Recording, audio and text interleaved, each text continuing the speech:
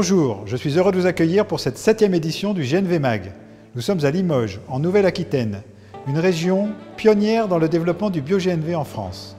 À la fin de ce magazine, nous irons à la rencontre d'Alain Rousset, le président de la région. Nous l'interrogerons sur son engagement dans la mobilité durable. La région Nouvelle-Aquitaine est emblématique de la mobilisation des territoires dans le développement du GNV. Dans ce magazine, nous découvrirons la gamme GNV de Fiat Professional, qui propose des véhicules utilitaires légers hybrides gaz, adaptés aux contraintes des professionnels. Ces véhicules bénéficient d'une large autonomie, sont faciles à avitailler en GNV et permettront d'accéder à des zones urbaines bientôt interdites à d'autres véhicules. Puis, nous irons à Saint-Vincent-de-Tyrosse, dans les Landes, là où Endesa propose du bio-GNV au prix du GNV. L'opérateur s'engage dans les territoires pour une mobilité propre et bon marché. Il s'appuie sur les acteurs locaux pour produire et distribuer du bio-GNV. Mais tout de suite, place à l'actualité. En Europe, les ventes de voitures GNV ont progressé de 30% en 2018, avec 65 957 véhicules écoulés. L'Italie conserve sa première place avec 37 406 véhicules, suivi par l'Allemagne avec 10 804 immatriculations. Avec 127 voitures GNV immatriculées en 2018, la France reste en queue de peloton du marché européen. La consommation de GNV progresse fortement en France, portée par le développement du nombre de points d'avitaillement et la forte dynamique des secteurs du transport routier, de marchandises et de voyageurs. Scania va livrer 49 bus roulant au gaz naturel à la métropole lilloise. De plus en plus de collectivités territoriales choisissent le gaz lors du renouvellement de leur flotte de bus. Dans ce cadre, la commission Bus et Cars de l'AFGNV a réuni plus de 40 participants chez l'opérateur des transports collectifs de l'agglomération nantaise. Selon la filière automobile française, près de 2 millions de véhicules pourraient rouler au GNV en France en 2035. Ces perspectives s'expliquent entre autres par le coût avantageux des véhicules gaz, la facilité à remplir leur réservoir, leur autonomie de 500 km avant recharge et la montée en puissance du bio-GNV.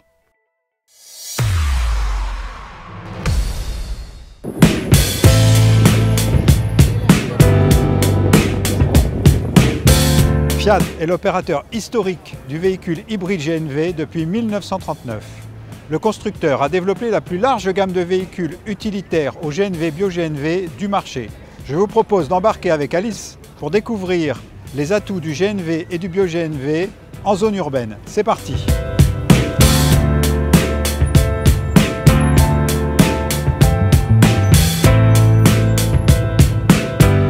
Bonjour Alice. Bonjour Gilles, ravi de t'accueillir dans le Fiorino. Eh bien Alice, c'est le moment idéal pour nous expliquer quels sont les atouts de ce type de véhicule. Comme tu sais Gilles, le Grand Paris et d'autres grandes agglomérations françaises ont mis en place des zones à circulation restreinte pour les véhicules thermiques.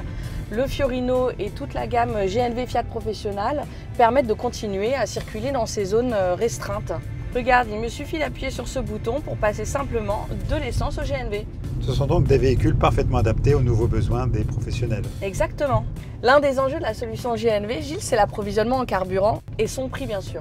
Ah donc c'est pour ça que nous allons vers la station Endesa GNV Bio-GNV de Bonneuil-sur-Marne. Absolument.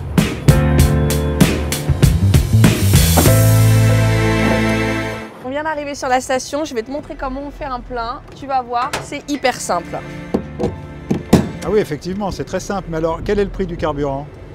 En moyenne à la pompe, le GNV c'est 20% moins cher que le diesel. Allez bien Gilles, je vais te montrer le reste de la gamme Fiat Professional. Allez, c'est parti. Je te montre le Doblo, petit, maniable, polyvalent et quand même 1 tonne de charge utile s'il te plaît. Et ensuite, on a le Ducato. Alors là, on va chercher le volume. On peut mettre jusqu'à 17 mètres cubes, regarde. Ah oui, il y a de la place. Mais ce qui compte avant tout pour Fiat Professional, c'est la satisfaction de ses clients. Eh bien justement, GNV Mag est allé rencontrer un.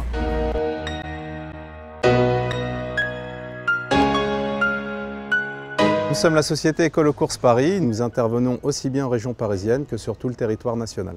Pour être en phase avec la transition énergétique et pour anticiper les restrictions de la ville de Paris de 2024, nous avons décidé d'investir dans une flotte de véhicules basse consommation. Nous avons choisi le GNV pour des raisons d'autonomie et également pour des critères économiques, puisque ce sont des véhicules assez bon marché.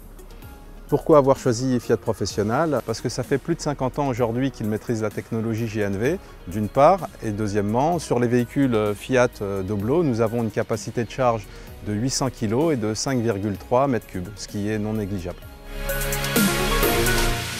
Alice, merci d'avoir accueilli GNV Mag pour la présentation des 3 modèles GNV utilitaires de Fiat Professional.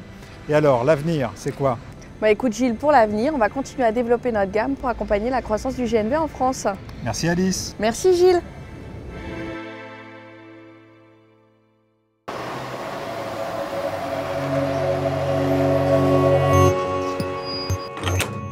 Bonjour, nous sommes à Saint-Vincent-de-Tyrosse, dans les Landes, là où Endesa va vendre du bio-GNV au prix du GNV. Allons à la rencontre des acteurs. Bonjour Renaud Lagrave, vous êtes vice-président de la région Nouvelle-Aquitaine, en charge de la mobilité. Pourquoi soutenez-vous ce projet de station à Saint-Vincent-de-Tyrosse? Aujourd'hui, sur l'ensemble de la Nouvelle-Aquitaine, nous souhaitons qu'il y ait ce type de station qui puisse être disponible, notamment pour les transporteurs, et qui est aujourd'hui aidé par la région, notamment pour passer du GNV traditionnel au bio-GNV, ce qui, je crois, est totalement vertueux. Cette station est un projet de territoire qui implique de nombreux acteurs locaux. D'abord, il y a une entreprise, Pexauto en l'occurrence. Maintenant, il y a d'autres transporteurs. Nous, on va donner aussi l'exemple côté transport de voyageurs, puisqu'on va commander des bus au niveau de la régie départementale qui pourront utiliser justement cette station. Ce qui veut dire que tout simplement, il faut qu'on mobilise tous les acteurs du transport, à la fois ceux qui sont sur le transport routier, mais aussi sur le transport de voyageurs. Merci Renaud Lagrave. Merci à vous. Frédéric Pexauto, bonjour. Vous êtes un partenaire incontournable d'Endesa sur ce projet. J'ai compris que vous aviez converti une très grosse partie de votre flotte au gaz naturel. Qu'est-ce qui vous a engagé dans cette décision? Le fait que le carburant vienne de méthaniseurs pour le bio-GNC, où on ne dépend pas du prix du baril du pétrole, est beaucoup plus avantageux à nos yeux. J'ai compris également que vous rouliez 100% bio-GNV et au prix du GNV. Et donc la rentabilité des camions, vous l'estimez à quel kilométrage annuel? Nous, les tracteurs font environ 180 000 km par an, mais à partir de 120 000 km par an, on retombe sur nos pattes. Et donc en termes d'image, je vois que vous avez affiché sur vos camions les qualités en fait, du carburant bio-GNV. Vous avez envie de le faire savoir, d'améliorer votre image? En termes d'image, le camion a toujours été considéré comme un gros pollueur. Le fait de rouler au gaz est beaucoup plus propre. Les clients y trouvent leur compte. Eh bien Frédéric Pexauto, merci et félicitations. Bonjour Charles, nous sommes aujourd'hui à Saint-Vincent-de-Tyrosse sur une réalisation emblématique chez Endesa. Peux-tu nous en parler? En fait Gilles, notre stratégie, c'est d'être l'interlocuteur privilégié des collectivités sur le bio-GNV. En Nouvelle-Aquitaine, nous nous appuyons sur des acteurs économiques du territoire. Le producteur de biométhane Certénergie à Audange nous permet d'approvisionner la station de Saint-Vincent-de-Tyrosse en gaz 100% renouvelable. Très bien ce carburant 100% renouvelable, mais au bénéfice de qui? En fait, au bénéfice d'une mobilité plus propre et surtout bon marché pour nos utilisateurs. Associer les territoires, les acteurs économiques locaux, produire et consommer localement, c'est notre vision de la transition énergétique. Quel est l'objectif en nombre de stations pour Endesa en France? Notre objectif, c'est de déployer une quarantaine de stations à horizon 2023 pour bénéficier d'un maillage national. Merci Charles. Merci Gilles.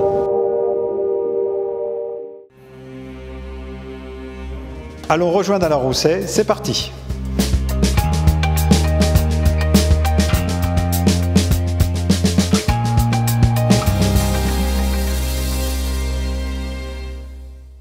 Alain Rousset, bonjour. Merci d'accueillir le GNV Mag. Alors, le 10 mai dernier, vous avez inauguré la station bio-GNV de Saint-Vincent-de-Tyrosse dans les Landes. À ce titre, je rappelle que votre région est une des premières, si ce n'est la première, à s'être engagée dans le développement du bio-GNV. J'ai une première question. La Nouvelle-Aquitaine est un territoire très vaste. Quels sont les enjeux de la région en matière de mobilité? C'est un enjeu d'emploi aussi pour l'attractivité de tous les territoires.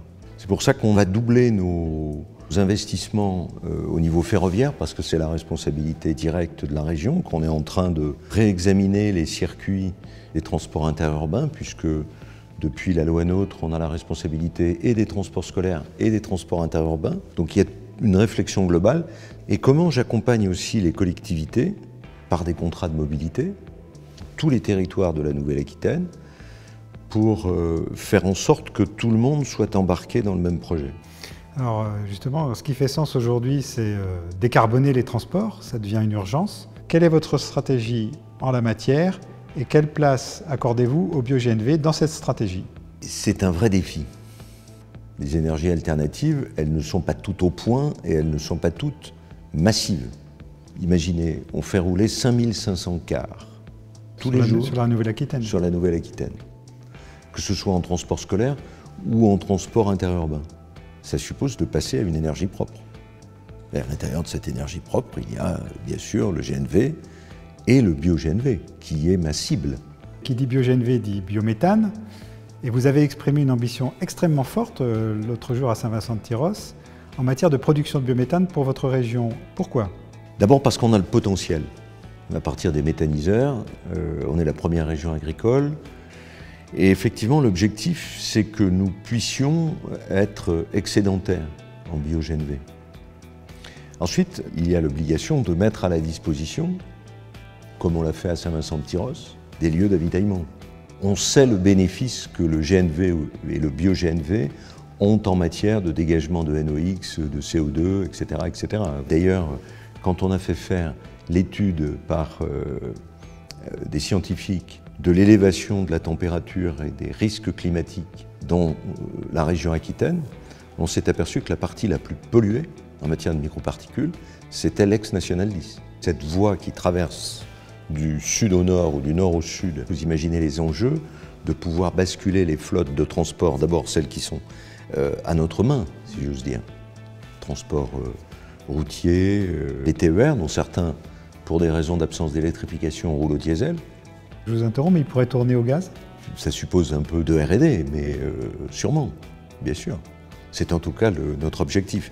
Donc à la fois, on aide la production, les méthaniseurs, on aide les stations, et on aide aussi les transporteurs à changer la motorisation de leurs camions en prenant en charge 50% du surcoût.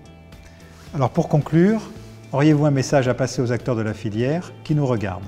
Je salue les membres de la filière en souhaitant qu'elles puissent regarder les filières adjacentes, les transporteurs notamment, parce que c'est l'ensemble de la chaîne de valeur qu'il faut faire gagner. Merci Monsieur le Président. Avec plaisir.